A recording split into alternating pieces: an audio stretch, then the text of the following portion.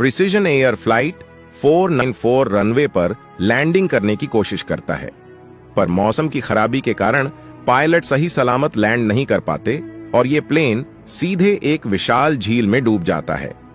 ये सब सुनने में लगता है जैसे ये कोई पुरानी कहानी हो, पर दोस्तों ये कहानी पुरानी नहीं बल्कि कुछ ही दिन पहले की घटना है। तो आइए इस केस की इन्वेस्टिगेशन करते हैं और पता लगाने की कोशिश करते हैं कि आखिर यह घटना कैसे हुआ। प्रिसीजन एयर फ्लाइट 494 डेर सलाम से करीब सुबह के 6 बजे उड़ान भरता है। ये एयरपोर्ट ईस्ट अफ्रीका की तंजियान कंट्री में है। इसे समुद्र के किनारे इस एयरपोर्ट को बनाया गया है।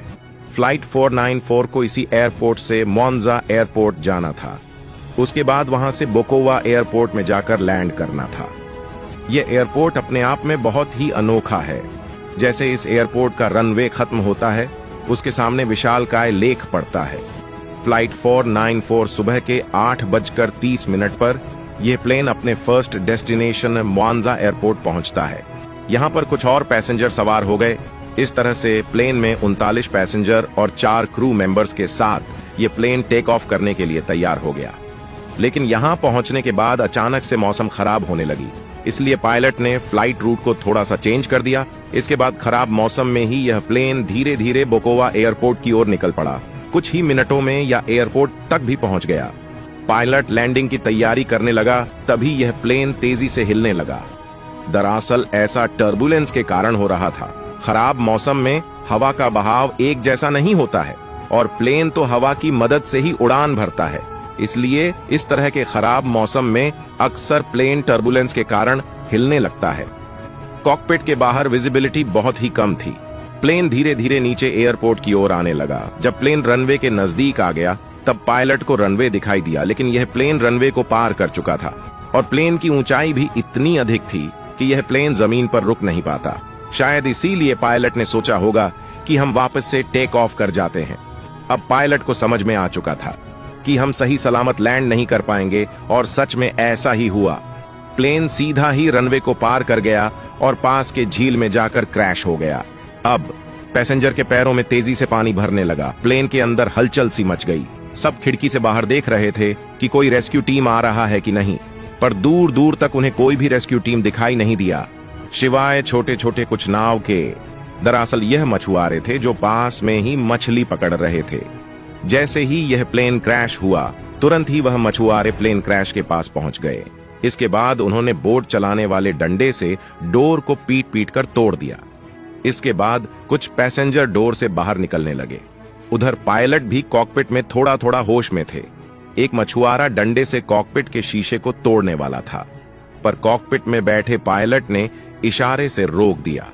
शायद पायलट कॉकपिट के इमरजेंसी डोर को खोलने के लिए कह रहा था, इसलिए एक मछुआरा पूरी जोर लगाकर कॉकपिट के इमरजेंसी डोर खोलने की कोशिश करने लगा। उधर रेस्क्यू टीम भी घटनास्थल पर पहुंच गई और प्लेन के अंदर फंसे पैसेंजर्स को निकालने की कोशिश करने लगी। प्लेन में बहुत ही तेजी से पानी भर रहा था, इसलिए वहां के एडमिनिस्ट्रेटर ने प्लेन को बांधकर खींचने की कोशिश करने लगा ताकि इस प्लेन को थोड़ा सा किनारे लाया जा सके। पर अफसोस, हर कोशिश नाकामयाब साबित हुई। प्लेन में सवार 43 लोगों में से 19 लोगों की मौत हो गई। दोनों पायलट भी इस हादसे में मारे गए। प्लेन का अगला हिस्सा लगभग पानी में पूरी तरह डूब गया। इस घटना को कई लोगों ने अपने कैमरे में भी फिल्माया, जिसे देखकर वाकई में रोंगटे खड़े हो जाते हैं। कैसा रहा होगा वह मंजर सोचकर ही डर लगने लगता है। अब इन्वेस्टिगेशन की टीम इस घटना के छानबीन करने में लग जाते हैं, लेकिन इस हादसे को देखकर, सारी सिचुएशन को समझकर, वीडियो और फोटोज के एनालिसिस के बाद थोड़ा सा इन्वेस्टिगेशन मैंने भी किया है। दोस्तों, ये है बोकोवा एयरपोर्ट। प्लेन इसी झील के आसपास कहीं क्रैश हुआ था। प्लेन लैंडिंग करने वाला था और ये इस एरिया में कहीं क्रैश हुआ। इट मीन ये प्लेन इस डायरेक्शन से लैंडिंग करने की कोशिश कर रहा होगा। और वैसे भी पायलट ने टेक ऑफ करने से पहले खराब मौसम के कारण अपने रास्ते को बदला था ताकि तूफान से बचा जा सके। शायद इसीलिए पायलट ने पहले एक चक्कर लगाया, इसके बाद पीछे से शहर की तरफ से लैंड करने की कोशिश किया। इसका एक कारण यह भी हो सकता है कि अक्सर तूफान की शुरुआत समुद्र से ही होती है। अब यहां पर आप कहोगे कि भाई ये तो कोई समुद्र है नहीं, ये तो एक लेक है। तो भाई मैं यहां पर आपको बता दूं कि यह लेक सिर्फ नाम के लिए ही है। दरअसल ये 60,000 किलोमीटर स्क्वायर की रेडियस में फैला हुआ है और बहुत सारी नदियां यहां से निकलकर सीधे समुद्र में जाकर मिलती है। इस लेक को इंग्लैंड सी कहा जाता है। यहां पर समुद्र की बातें इसलिए कर रहा हूं क्योंकि इस प्लेन क्रैश के पीछे समुद्र का भी बहुत बड़ा रोल है। आपने सुना होगा यूएस एयरवेज फ्लाइट 1549 के बारे में, जो एक पंछियों की झुंड से टकरा जाता है और हडसन रिवर में इमरजेंसी लैंडिंग करता है। प्लेन में 155 लोग सवार थे और सभी पैसेंजर जिंदा सुरक्षित प्लेन से बाहर निकल जाते हैं। सारे पैसेंजर्स को बचा लिया गया, फिर भी यह प्लेन डूबा नहीं, बस पानी में तैरता रहा। लेकिन जब बात आती है फ्लाइट 494 की, तो यहां पर पूरी कहानी ही बदल जाती है। इस प्लेन में सिर्फ 45 लोग ही सवार थे, फिर भी इस प्लेन से सिर्फ 24 लोग ही बाहर निकल पाए।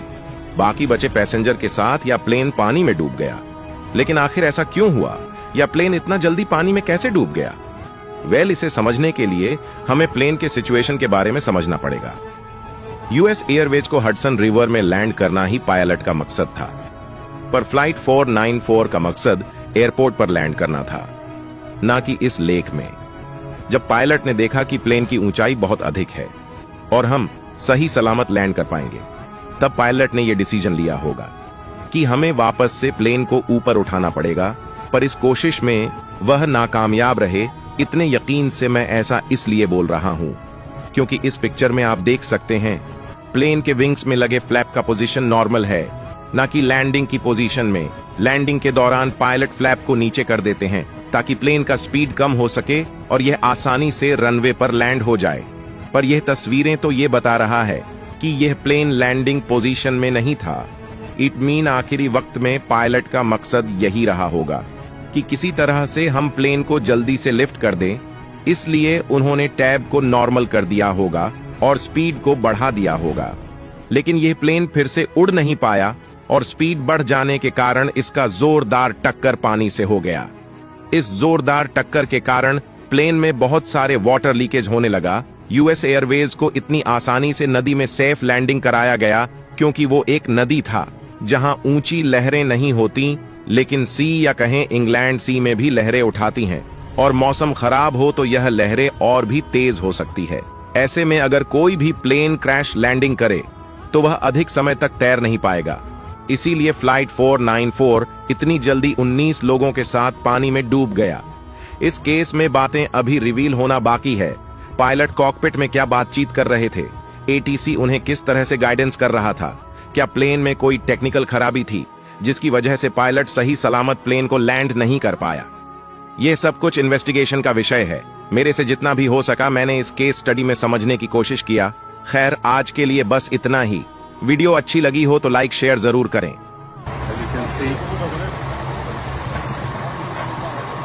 Left main undercarriage is missing. Nose wheel undercarriage is folded. It's only the right-hand main landing gear that seems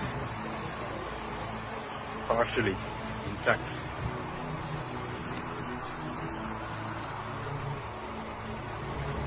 It is now completely off the water.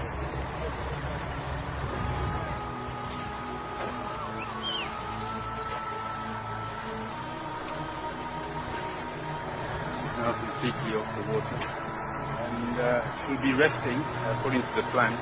Should be resting on this portion that I'm standing on the grass, well away from the approach path and center line for runway 31.